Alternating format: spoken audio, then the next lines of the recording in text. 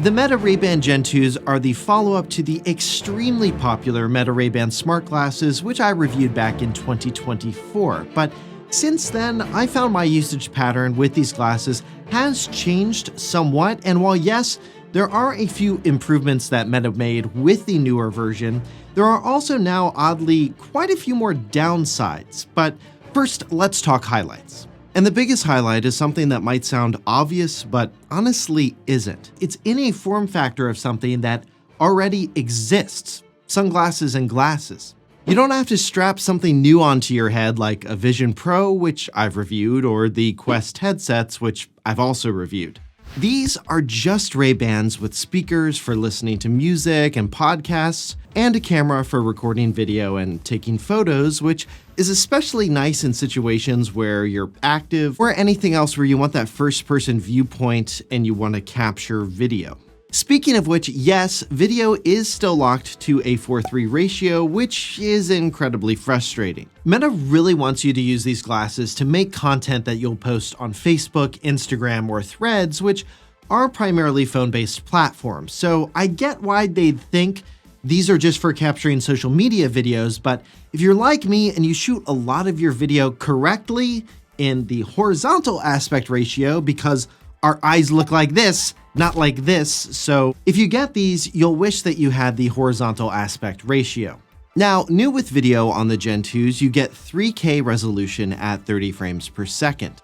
The sensor is still 12 megapixels on the new glasses, but they're using roughly 6.5 megapixels to hit that 3K resolution, with the remaining pixels on the sensor being used for digital stabilization. And in my experience, that stabilization has actually looked pretty good. Overall, photos and videos look good for something coming out of a pair of glasses. They probably won't blow you away, especially if you blow them up to a larger display, but I do like that they don't look overprocessed the way that some smartphone images can. And for comparison, here's what some of their video and still photos look like compared to some smartphones.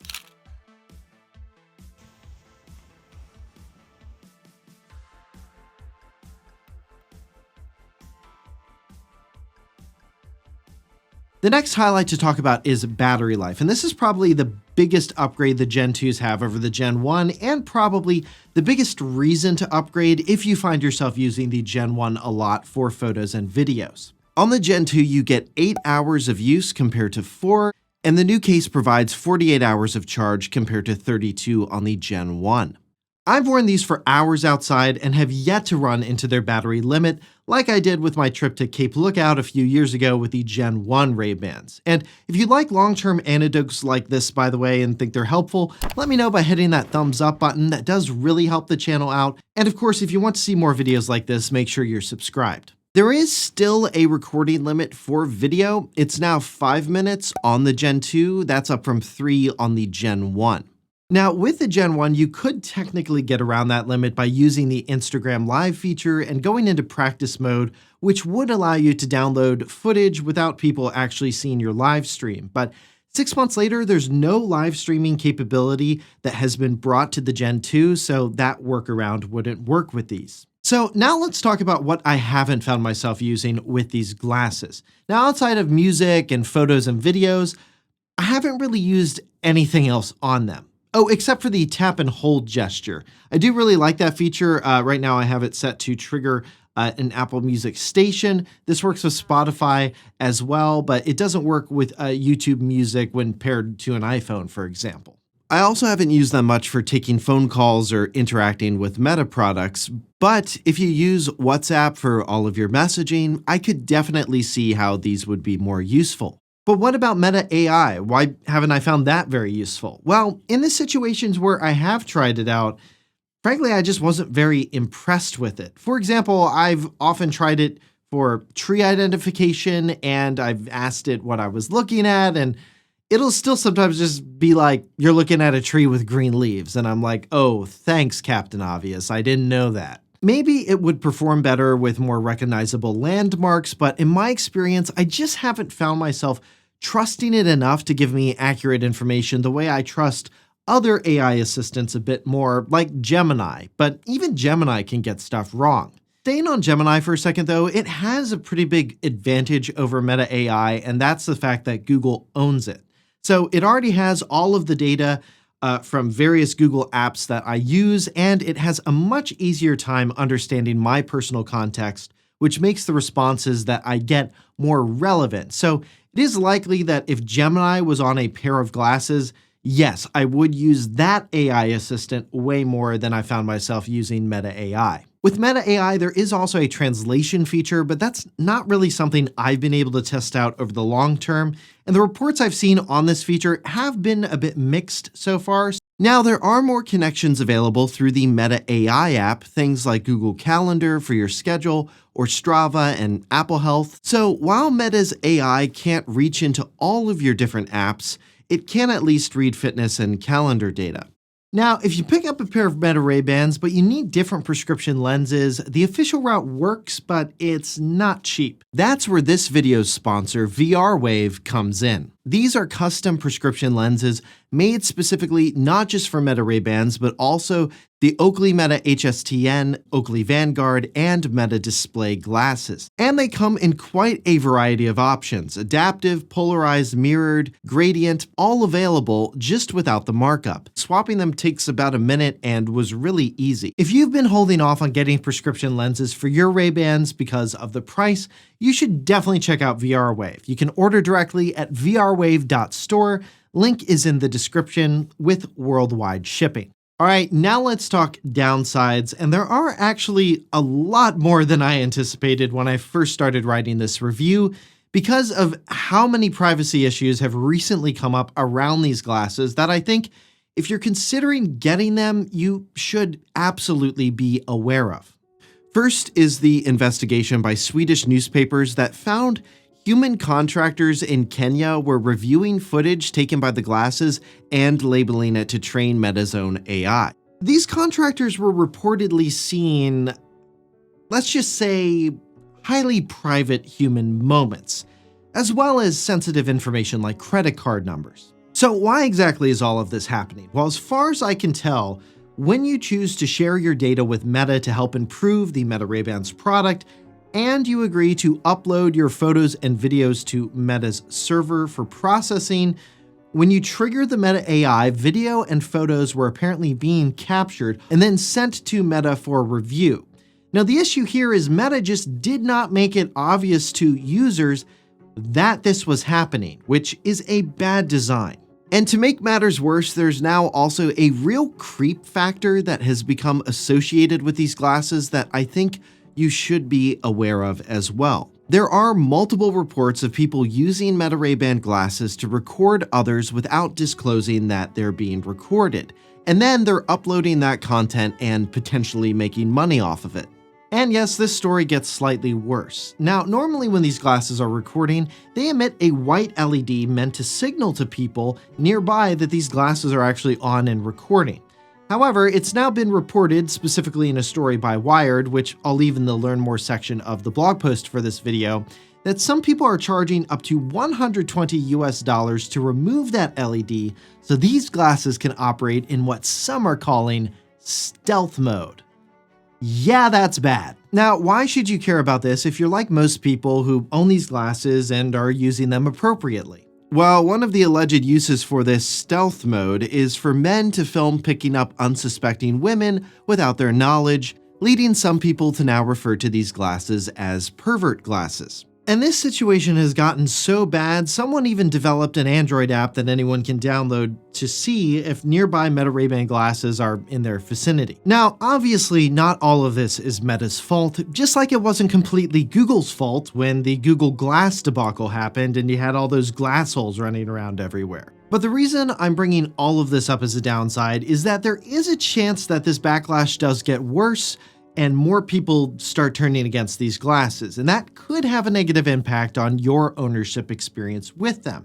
Now, at the time of recording, I don't think this backlash is all that large, but it could definitely get larger.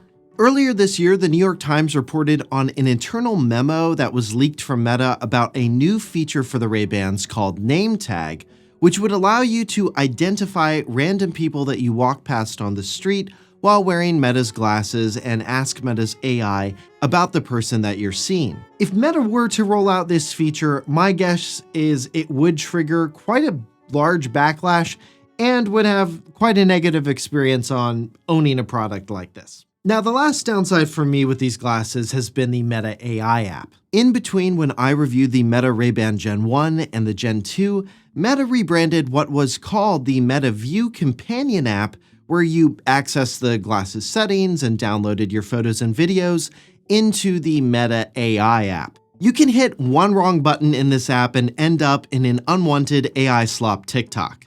And of course, Meta redesigned this app like right after I recorded this video, so the new redesign is a bit better than this app was during my 6-month testing period, and it's easier to actually get to your glasses settings via the shortcut in the top right corner, but this is still very much an AI app first and glasses companion app second, which, yeah, I still don't love.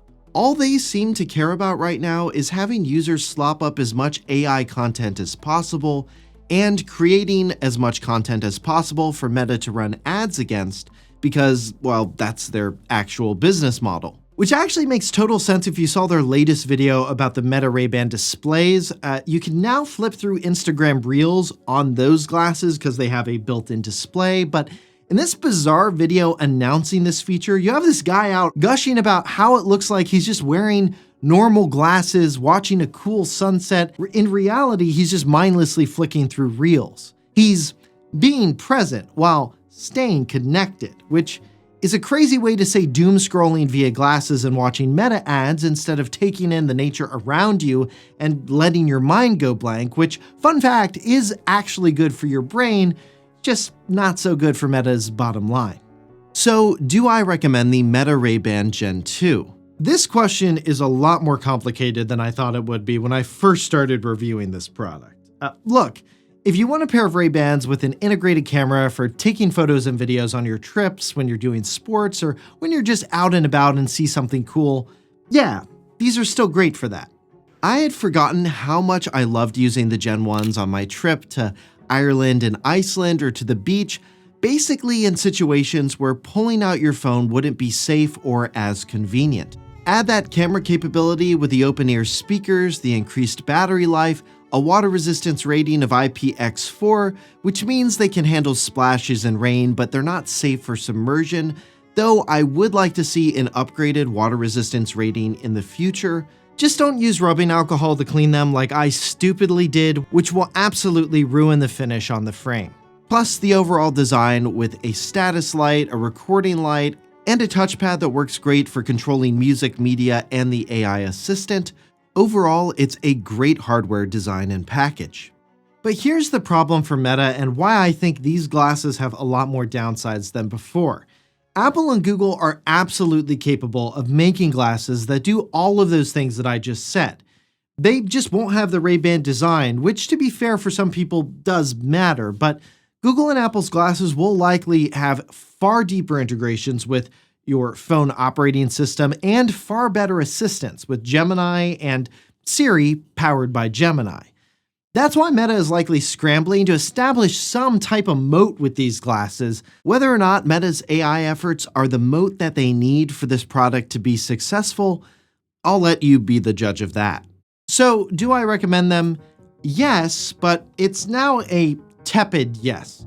The privacy issues, increasing creep factor in the culture around this product, plus Meta shoving AI slop down your throat via the companion app, all of that makes them harder to recommend compared to when I reviewed the Gen 1s. And while the Gen 2 are more expensive than when the Gen 1 launched, starting at $379 US versus $299, if you're looking for a pair of Ray-Bans with better battery life and an integrated camera, I think they're still a good choice, especially if you can find them on sale. You can check current prices on both generations of Ray-Bans in our blog post, linked here and in the description and pinned comment. You can check prices across multiple retailers, including eBay, where you can typically find pretty good deals on used pairs. These glasses also now come in a greater variety of styles than they did with the Gen 1s, and Meta has expanded the line to include Oakley glasses plus the Oakley Vanguard, which is specifically designed for sports.